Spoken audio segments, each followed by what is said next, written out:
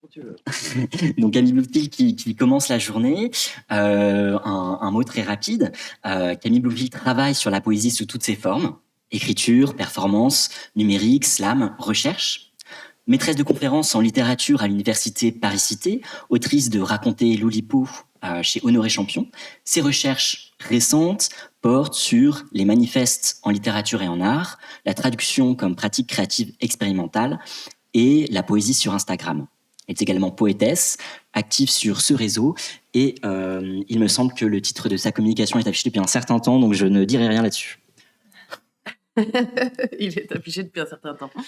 Bonjour à tous et à toutes. Merci beaucoup aux organisateurs et organisatrices de cette journée de recherche et création. Ça me tient beaucoup à cœur, cette association des deux. Vous allez comprendre pourquoi. Et je crois qu'on est vraiment dans un environnement favorable à ce dialogue. Donc la journée est vraiment pour moi l'occasion de vous présenter à la fois les grandes lignes d'une recherche que je mène depuis 2021 sur les rapports entre poésie et Instagram. Une recherche dont je dois tout d'abord retracer les questionnements principaux, rappeler les premiers résultats et les étapes qui m'ont amené jusqu'à l'étape en cours, que je vais donc vous présenter aujourd'hui, soit l'enquête que j'ai menée entre décembre 2023 et février 2024 auprès de celles et ceux que j'appelle les Instapoets. Alors je fais exprès de prononcer en anglais, puisque c'est un anglicisme assumé qui fait écho au hashtag du même nom né sur la plateforme et par lequel ces poètes et poétesses s'autodésignent. Souvent s'autodésignent.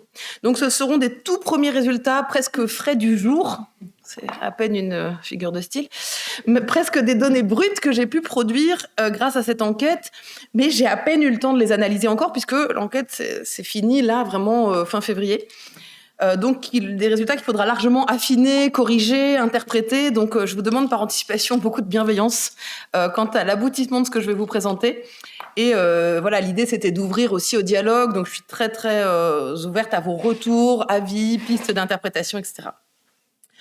Alors, avant d'aller plus loin, je vais d'abord rappeler le contexte de cette recherche en resituant son point de départ et notamment pourquoi je me suis intéressée à la poésie sur Instagram. Alors, au départ de mon questionnement vient cette forte médiatisation de certains Instapoets qui sont devenus célèbres par la plateforme, alors même que la poésie en France, on le sait, est dotée d'un fort capital symbolique, selon les termes de la sociologie bourdieusienne, mais demeure restreinte, traditionnellement associée à un public restreint, un lectorat restreint, à des tirages faibles, une visibilité médiatique très réduite. Or là, on a, alors je vais tout de suite vous montrer l'image, on a des poètes qui sont publiés ou en tout cas recommandés par Vogue, le magazine Vogue, donc vraiment un magazine grand public qui écrit très rarement sur la poésie.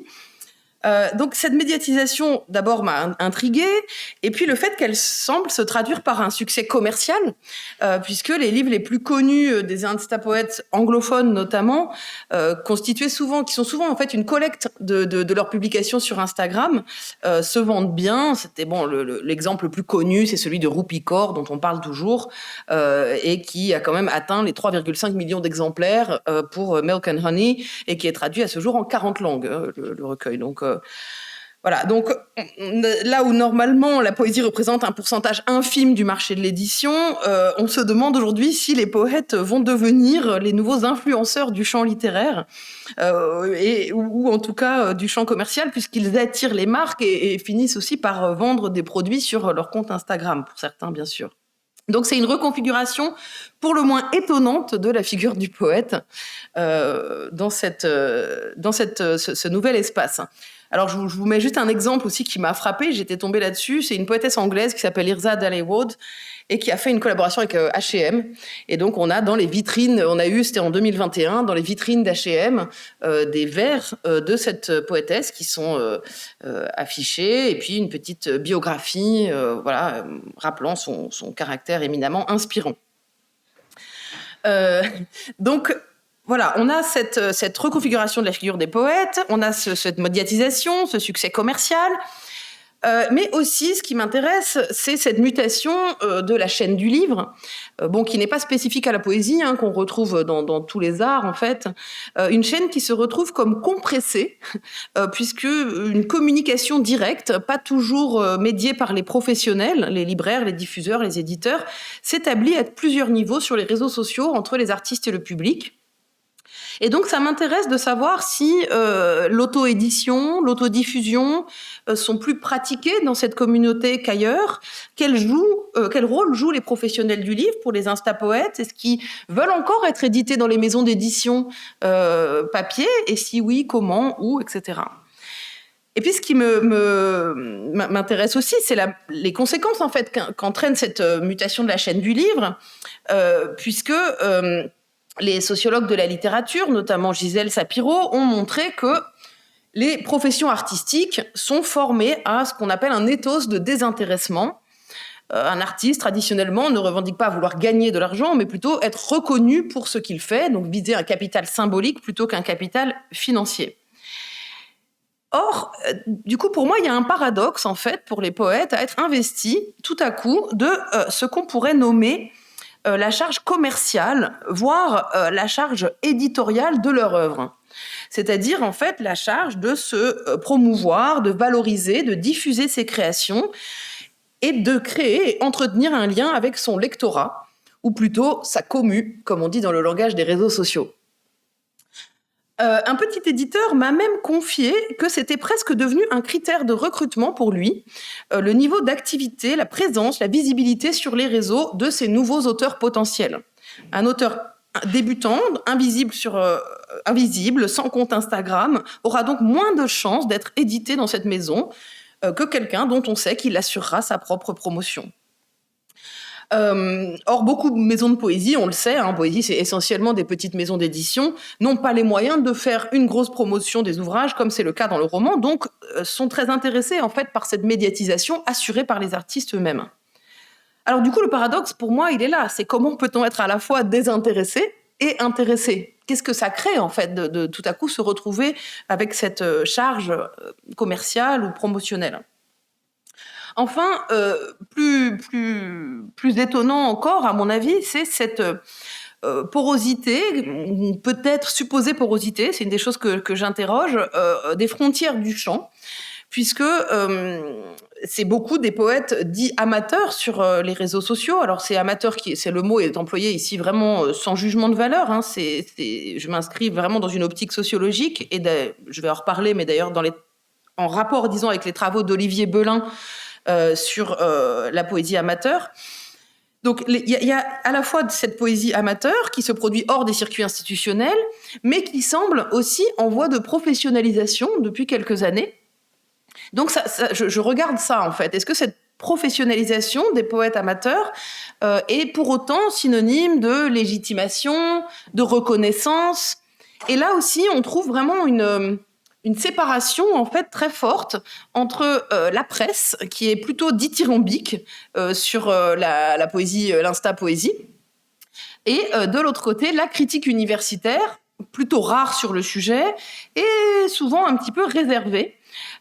Et de manière générale, moi je le vois même quand je parle de mon sujet en fait, c'est-à-dire quand je dis que je travaille là-dessus, c'est le soupçon, quoi, c'est l'ère du soupçon.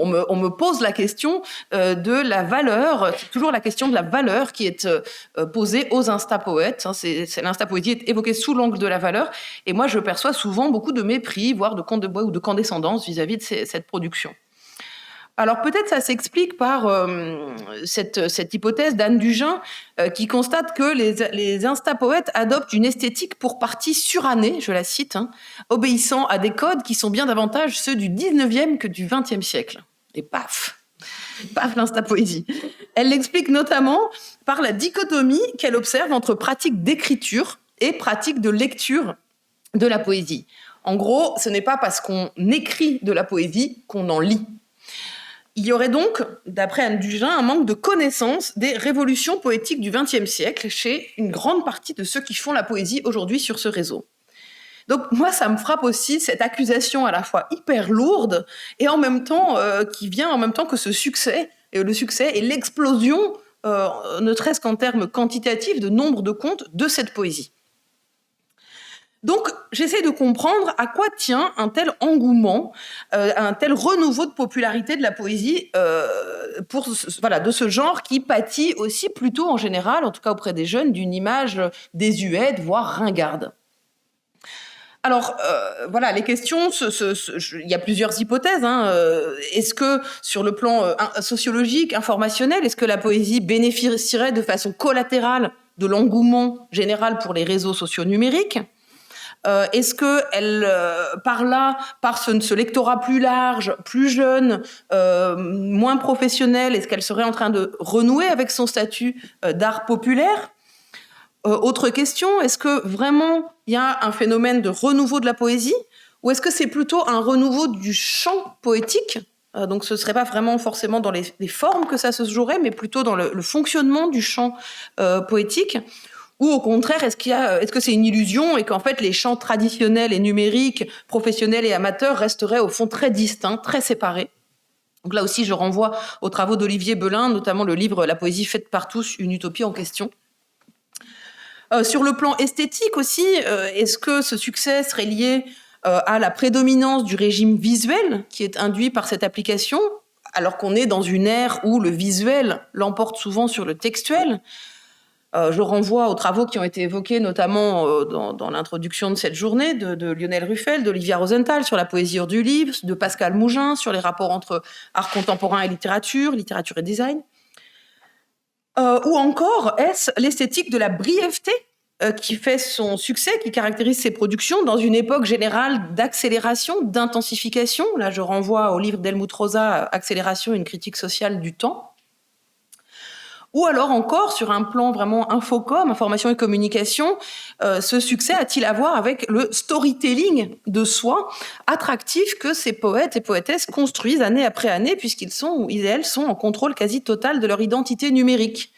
Et or, on est vraiment dans une époque où le storytelling est présenté comme la clé du succès de tout discours médiatique, politique, public. Donc c'est certainement un peu de tout ça, et c'est ça qui m'intéresse, c'est un espace qui me semble passionnant, précisément parce qu'il est lié à nombre de problématiques du contemporain.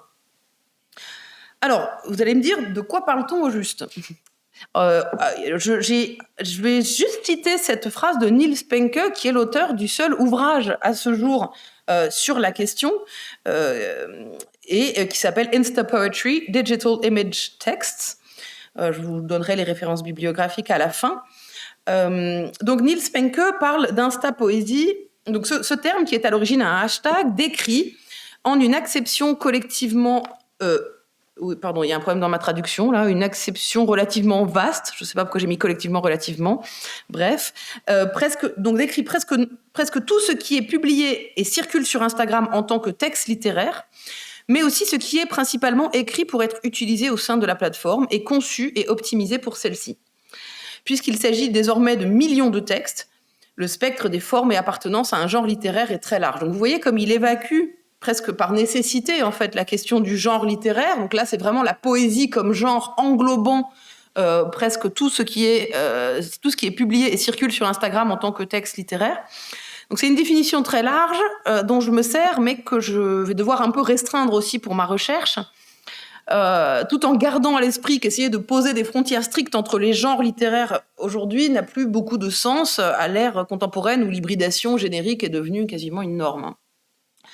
Donc moi je nommerais Insta-poésie la poésie uniquement publiée sur Instagram et pour Instagram, soit les productions natives du réseau.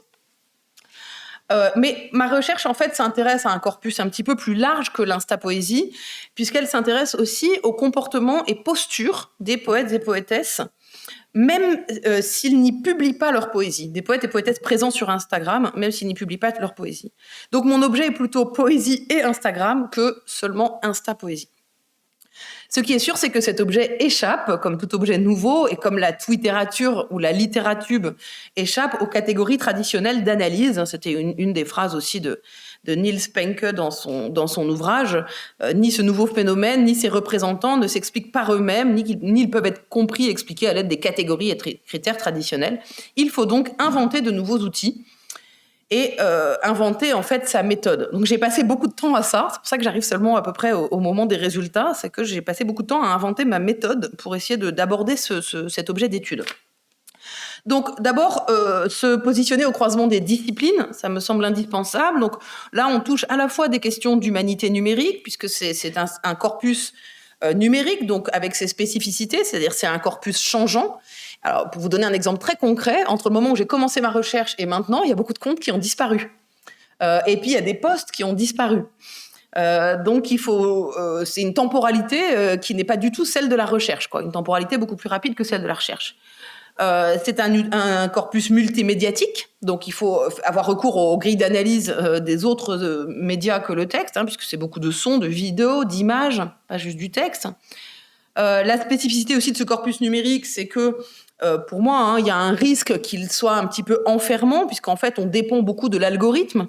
Donc, on finit par voir passer uniquement ce qu'on aime déjà ou ce qui nous intéresse déjà. Moi, je travaille sur mon compte, à partir de mon compte Instagram. Donc, c'est très difficile, en fait. Il faut trouver des moyens de contrer l'algorithme. Enfermant aussi, puisque c'est très difficile de sortir les données de l'environnement d'Instagram, de les extraire d'Instagram pour pouvoir les traiter autrement.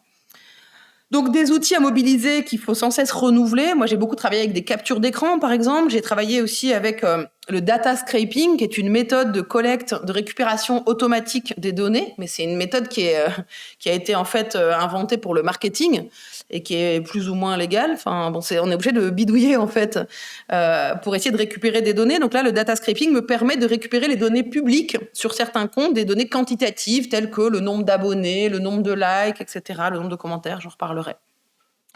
On touche aussi à la sociologie des pratiques, puisque j'essaye de faire un portrait, à la fois un portrait de groupe et de tracer des trajectoires individuelles. Qui sont les instapoètes, d'où ils viennent, quels sont leurs liens avec le monde de la poésie papier ou le reste de la poésie hors du livre.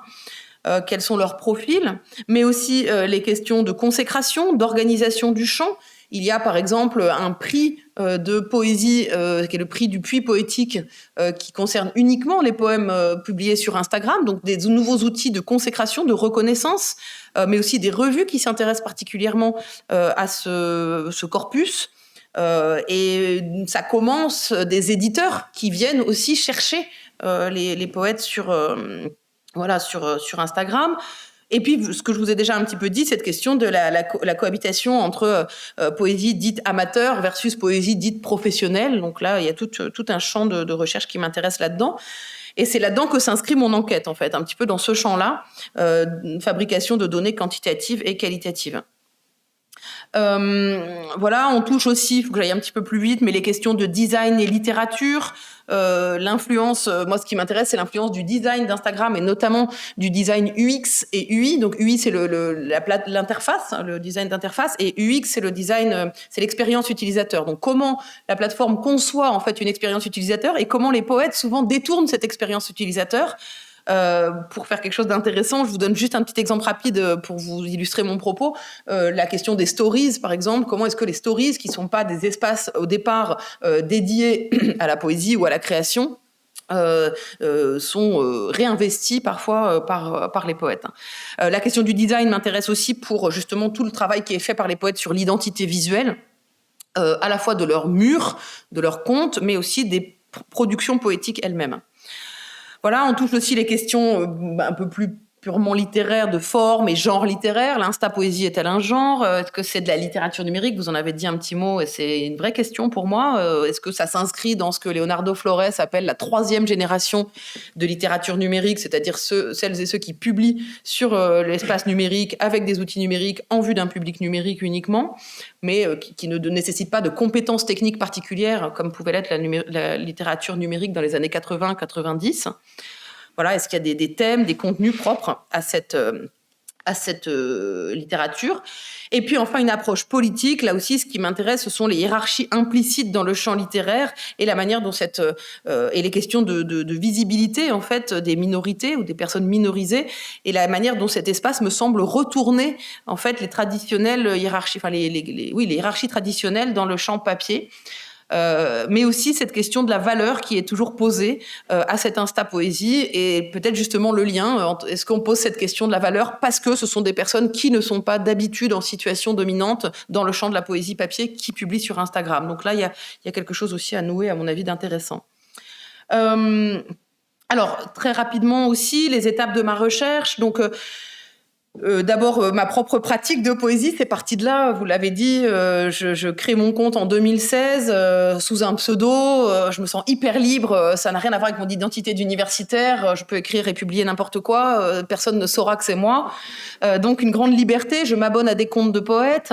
Je passe un temps excessif sur Instagram. Et donc, je me dis qu'il est vraiment temps de rentabiliser ce temps et d'en faire quelque chose. Et donc, je fais de la recherche-création. Bon, première étape.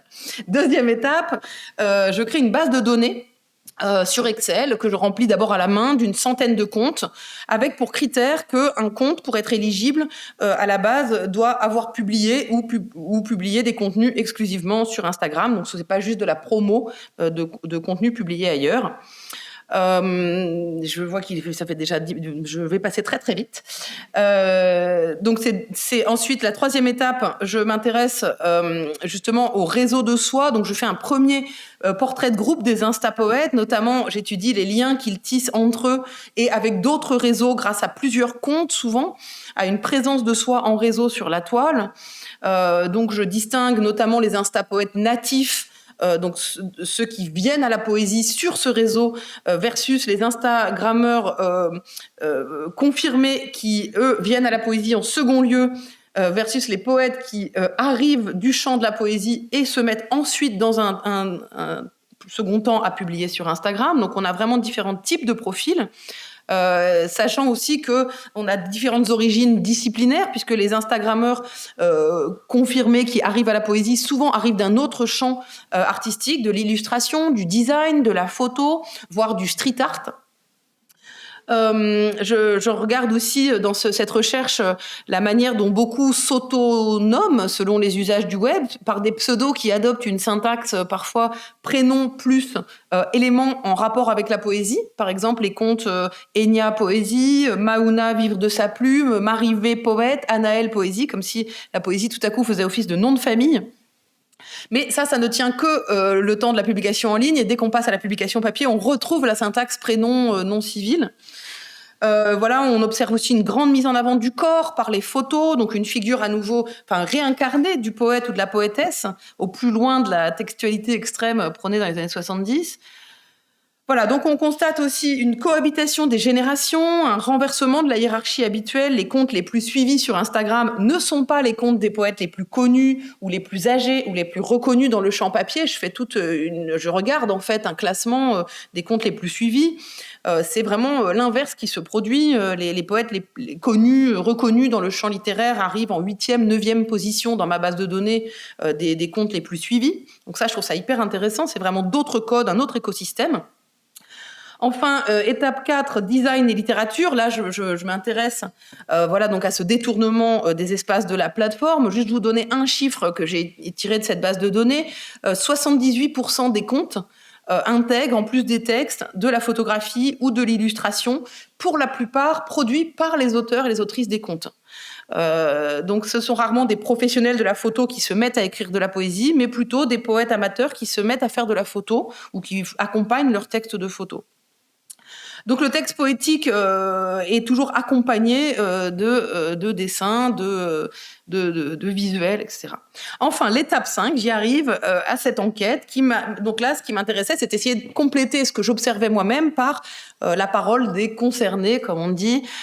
Donc j'ai mené cette enquête auprès des Instapoètes. Alors concrètement, comment ça se passe ? Donc cette enquête s'appelle Poésie et Instagram, profil pratique et production. Donc, vous voyez qu'il y a un vrai focus sur les pratiques. Elle a été réalisée sur Google Forms. Elle a été diffusée par mon compte Instagram essentiellement, mais aussi un petit peu par mail et par Facebook. Mais le gros des réponses que j'ai obtenues vient de mon compte Instagram. Elle a été publiée début décembre. Elle a été ouverte jusqu'à mi-février 2024. J'ai recueilli 318 réponses. Dont toutes ne sont pas toujours utilisables, donc mes chiffres varient. En fait, il y a aussi des erreurs, il faut trier un petit peu dans les données. Là aussi, j'avais ce même critère d'éligibilité que j'ai utilisé pour ma base de données, qui est pour pouvoir répondre, il faut avoir publié ou publié sa poésie sur Instagram. Voilà. En gros, ça, c'est les grandes lignes. Et puis, ce sur quoi portait cette enquête, il y avait plusieurs rubriques. Donc d'abord, je me suis intéressée à la question du profil, l'âge, l'identification de genre, la racisation. Je vais revenir sur ces termes. La trajectoire personnelle, est-ce que ce sont des poètes formés ou auto-formés, autodidactes? Quelle est leur histoire sur la plateforme? Quelle est l'histoire de leur compte? Est-ce qu'ils sont venus pour ça ou est-ce qu'ils sont venus pour autre chose et ils se sont mis à écrire à un moment? Ensuite, j'ai posé toute une série de questions. Il y a 40 questions au total sur les pratiques en poésie dans et hors Instagram pour voir s'il y avait une différence. Est-ce que Instagram a changé quelque chose à la pratique de ces poètes? Mais aussi les pratiques de lecture. Est-ce que vous lisez que sur Instagram ou aussi en dehors?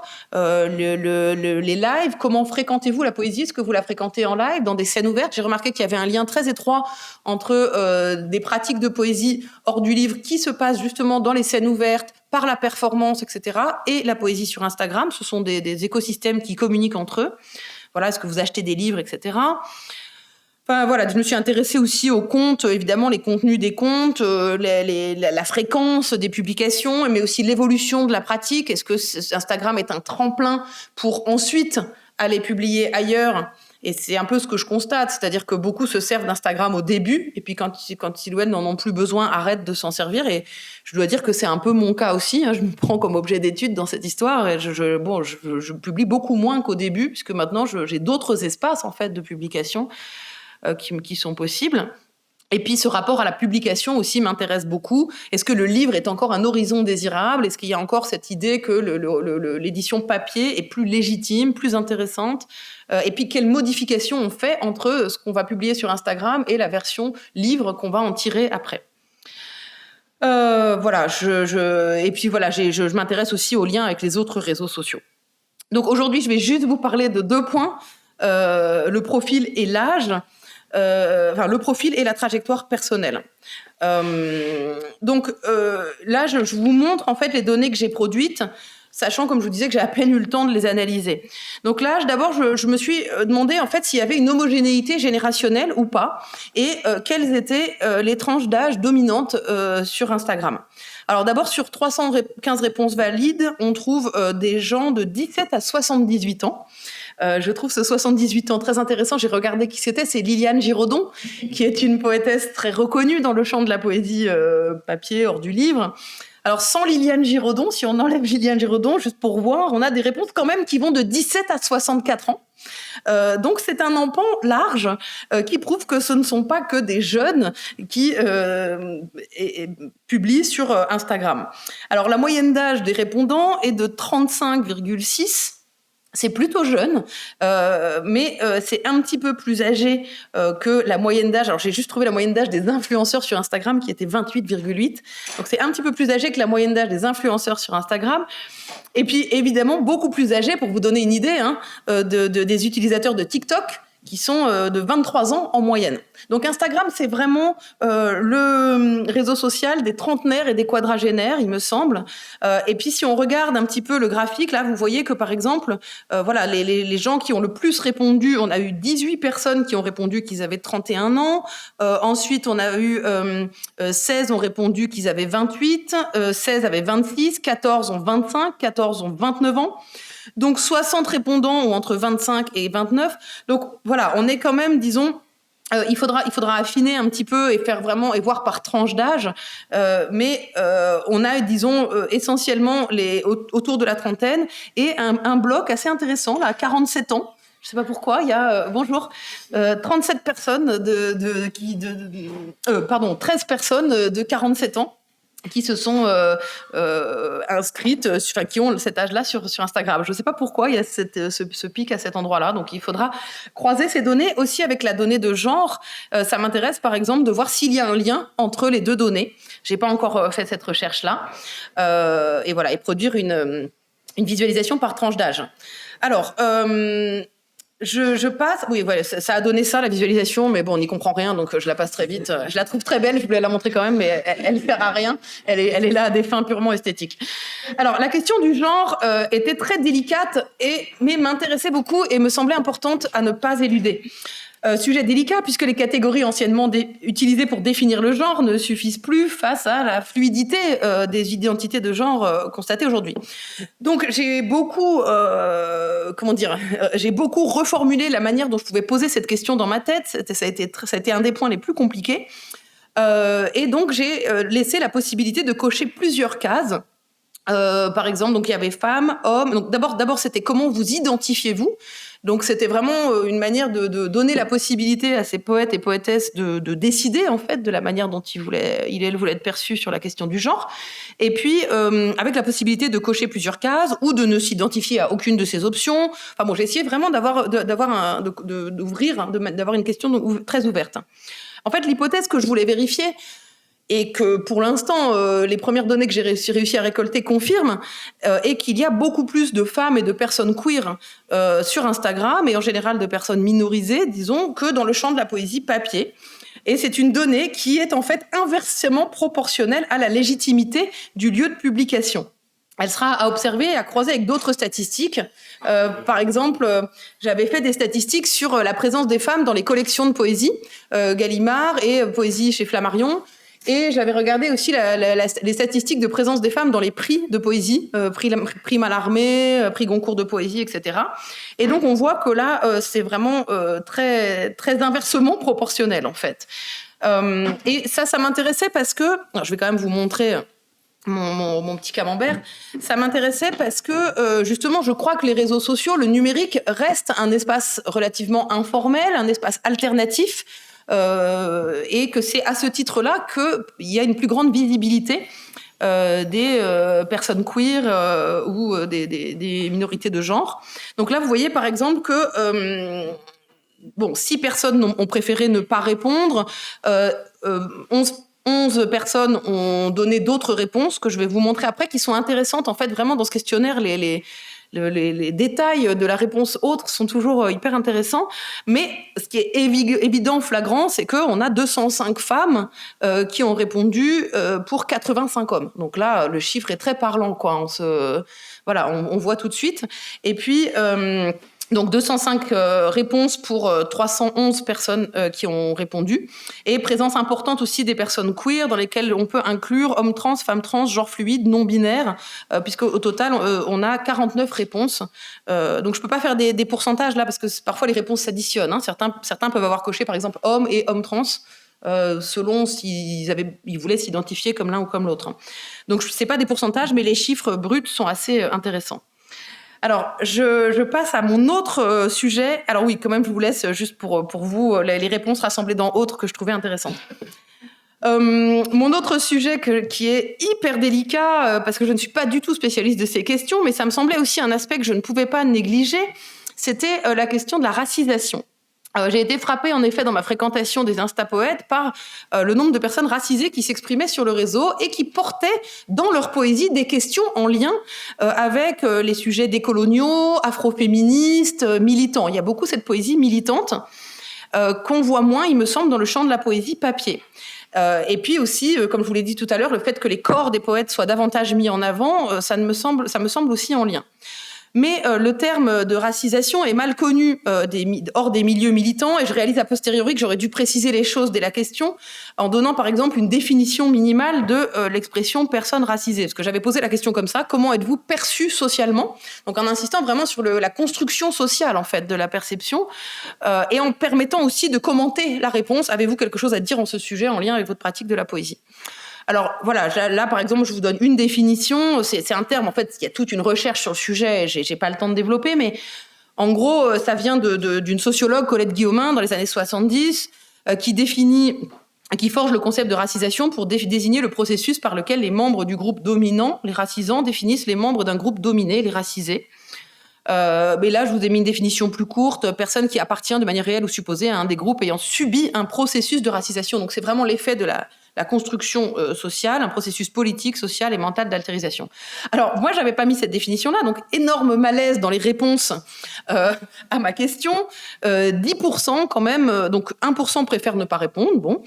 10% répondent dans la catégorie autre, et là aussi, c'est vraiment le diable se cache dans les détails, quoi. C'est hyper intéressant, les réponses de la catégorie autre. On a des réfutations du terme racisé, ou l'expression d'un malaise par rapport à ce terme, ou d'un refus. Exemple, j'en ai rien à faire de comment je suis perçu, je suis un être humain, emoji les yeux comme ça. Rapport avec la poésie, drôle de question. 3 fois je l'ai eu celui-là. Ou sinon, tout simplement, des hésitations. Personne blanche, mais juive. Moi, je suis à moitié racisée. Moi, ça dépend des cas. Enfin, voilà. Donc là, c'est pareil. Je peux pas interpréter comme ça, à la va-vite, des sujets comme ça. Ce qui va être plus intéressant, je crois, pour ce sujet-là, que la donnée quantitative, c'est la donnée qualitative. Et donc, là, il va falloir vraiment creuser un petit peu plus dans le détail. Mais on voit, en tout cas, que la question qui suivait, qui était « Avez-vous quelque chose à dire à ce sujet ?» ramène en fait cette vieille dichotomie entre poésie politique et poésie apolitique, puisque beaucoup de réponses se positionnent, en fait, lient cette question à la question de la poésie politique.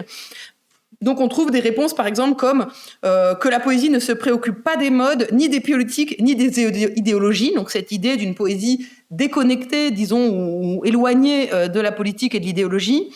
Mais on touche aussi le caractère intime et politique. Alors j'ai eu des réponses comme « Merci d'aborder ce sujet à l'université, on en a besoin ». Ou alors « Gêne face à la poésie blanche, en fait, sans sujet ou apolitique ». Mon écriture est très politique, ou alors mes origines égale mes racines, ou encore cette perception de moi comme personne racisée a une influence notable sur ma pratique politique comme continuation du combat politique, etc. Et puis encore une dernière, mais j'aurais envie de tous vous les citer, quoi. Vraiment, il y a plein de choses à en tirer. Je pense que pour ce qu'il s'agit de la publication de poésie sur Insta, cela rééquilibre les rapports d'égalité entre hommes et femmes et personnes racisées et personnes blanches. Du moins, je l'espère.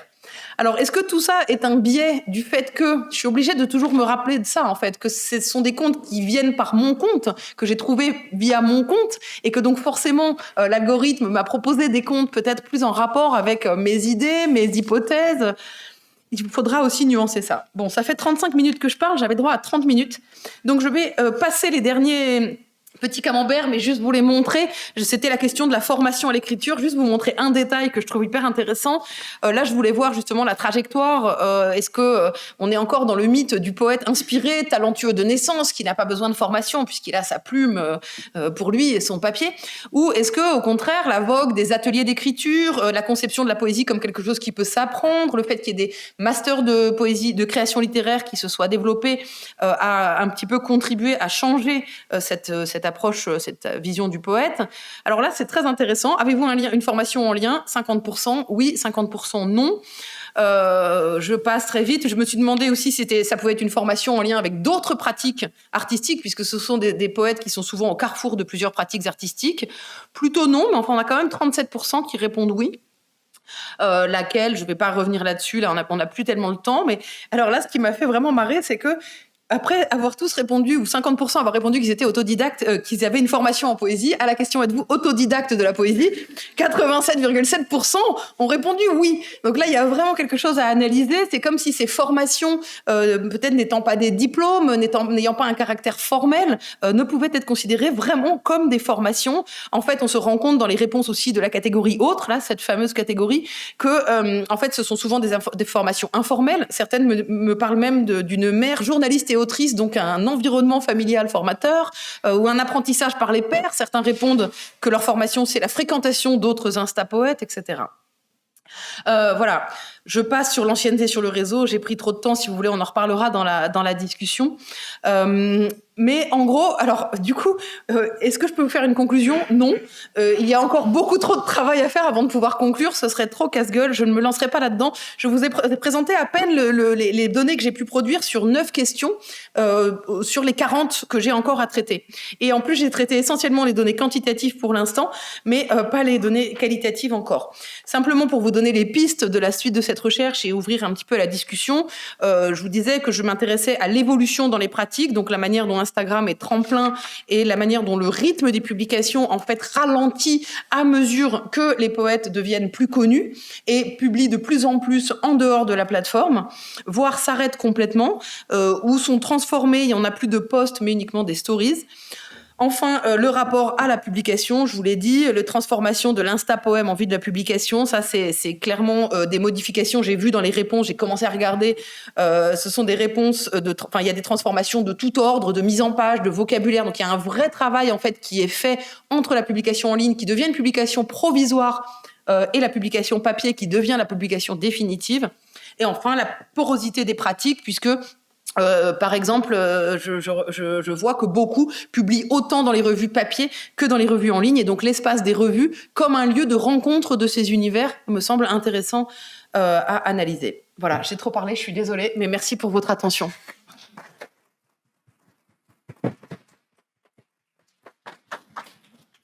Merci beaucoup Camille.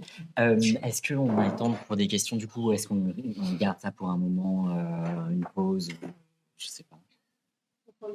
Ouais, on prend une J'ai pas pris les 45 minutes, hein, il en reste. Non, mais en fait, c'est notre faute. Ah oui, parce qu'on a commencé en retard. On n'avait pas prévu le temps oui, de d'accord. dire des trucs au début.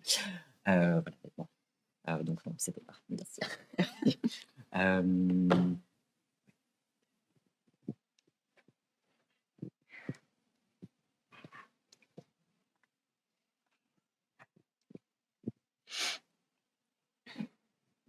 Bonjour, merci pour votre présentation. Vous avez dit à un moment que vous distinguiez les Insta-poètes dans 3 catégories, ceux qui venaient pour faire de la poésie directement sur Instagram, ceux qui en faisaient avant et ceux qui en faisaient après. Et je me demandais par rapport à votre questionnaire, quelle était la représentation de ces 3 catégories, et aussi si dans ceux qui venaient sur Instagram pour faire de la poésie, à partir de quel moment ils considéraient... En gros, est-ce que les autres pratiques numériques étaient considérées comme faire de la poésie si c'était pas juste sur papier? Pardon, je sais pas si c'est... Allez-y. Est-ce que si c'est des personnes qui faisaient de la poésie sur les forums, ils auraient dit qu'ils faisaient de la poésie avant d'aller sur Instagram, ou si c'est uniquement s'ils avaient des pratiques comme des ateliers d'écriture ou des publications qu'ils auraient dit oui? Enfin, c'est plus... Comment est-ce que vous définissez ça? C'est une bonne et vaste question. Alors, sur la question de... j'ai pas posé la question sur les blogs. C'est vrai que ça aurait été intéressant de faire le lien avec les blogs parce que beaucoup viennent des blogs ou des forums. J'ai eu des réponses aussi là-dessus. En tout cas, j'ai eu quand même 83% de mes répondants et répondantes qui ont répondu qu'ils faisaient de la poésie avant d'être inscrits sur Instagram. Donc là, c'est assez massif.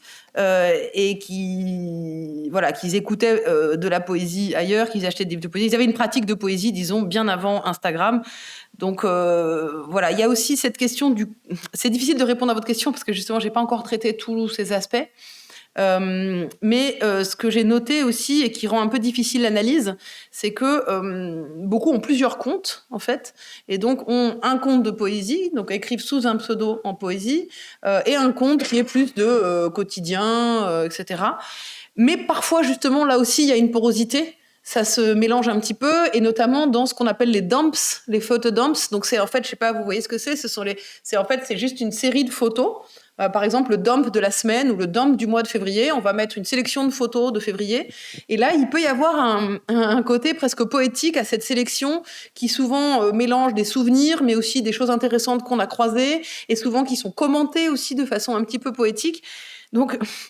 En fait, c'est très, très difficile de séparer, et au contraire, je crois qu'il faut réinscrire ça dans une continuité, quoi. Et d'ailleurs, c'est souvent ce que je réponds quand on me dit « Ah oui, mais la poésie sur Instagram, etc., c'est nouveau et tout ».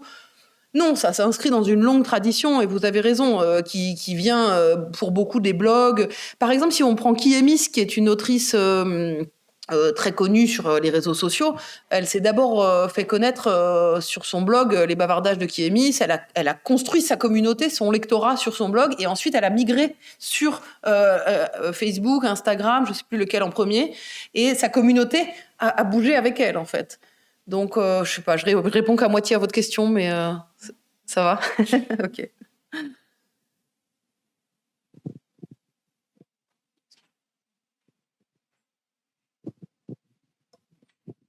Bonjour, merci beaucoup pour votre communication. Moi, j'ai une question sur la pratique, enfin la définition de ces poètes, de ces poétesses de la poésie. Est-ce que vous les avez interrogés là-dessus? Est-ce que vous leur avez demandé comment est-ce que eux ils définissaient la poésie dans leur propre pratique? Et est-ce que on observe, ou est-ce que vous avez observé des pratiques un peu de métapoésie de ces auteurs et autrices? De métapoésie? Une réflexion par la poésie sur ce qu'est la poésie pour eux. D'un discours par la poésie sur la poésie. D'abord, il y a effectivement un corpus d'insta-poésie sur l'insta-poésie. Donc oui, il y a des choses. C'est pas tellement dans mon questionnaire que j'ai vu ça, mais c'est plus dans ma fréquentation. Voilà. Et je leur ai pas posé la question de leur définition de la poésie parce que j'avais un peu peur des réponses, parce que c'est un vaste sujet. Mais quand même, dans les réponses, parce qu'évidemment, moi, je me suis posé la question de comment formuler les choses. Et dans les réponses, j'ai eu beaucoup de critiques sur ma formulation des choses. Et c'est normal et c'est intéressant. Mais par exemple, au début, j'avais mis publiez-vous vos poèmes. Comment publiez-vous vos poèmes? J'utilisais l'expression poème. Et j'ai eu une réponse très vite, très tôt, dans les premières réponses, qui m'ont dit non mais c'est bon quoi, poème, la poésie c'est pas que les poèmes. On est en 2023, c'est beaucoup plus large, etc. Donc j'ai changé mes formulations et j'ai appelé votre poésie, en considérant par exemple que voilà, les vidéos pouvaient être considérées comme des poèmes, etc. Mais non, je ne suis pas rentrée dans la définition de la poésie auprès de ces interprètes, et j'avoue que c'est une question un peu infinie, quoi. Donc en fait, je suis obligée, moi, d'avoir cette acception très très large. Mais par exemple, c'est une question qui se pose pour certaines choses un peu frontalières, de type poésie ready-made. Par exemple, il y a des comptes qui se consacrent, ça c'est Gaël Théval qui travaille là-dessus, à des écrits de rue, des écrits de rue qui ont une valeur poétique, ou qui peuvent avoir une valeur poétique. Il y a une autre chercheuse, Lisa Hamar, qui s'intéresse à la manière dont les vers de certaines poétesses sont affichés dans des collages féministes au moment de manifestations ou de mobilisations poétiques. Donc on est vraiment à la frontière, c'est-à-dire qu'à la fois ce sont des vers de poésie, mais ce sont des gestes d'abord militants. Voilà, donc on trouve un peu de tout ça, et j'ai pas voulu, moi, enfermer, resserrer, parce qu'en fait, ça m'intéresse aussi, ces choses-là. Tout ce qui redéfinit toujours la notion de poésie, quoi.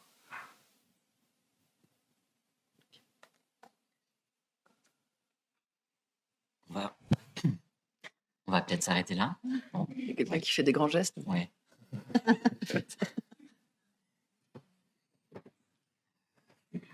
Bonjour, je suis l'homme de l'ombre, c'est pour ça.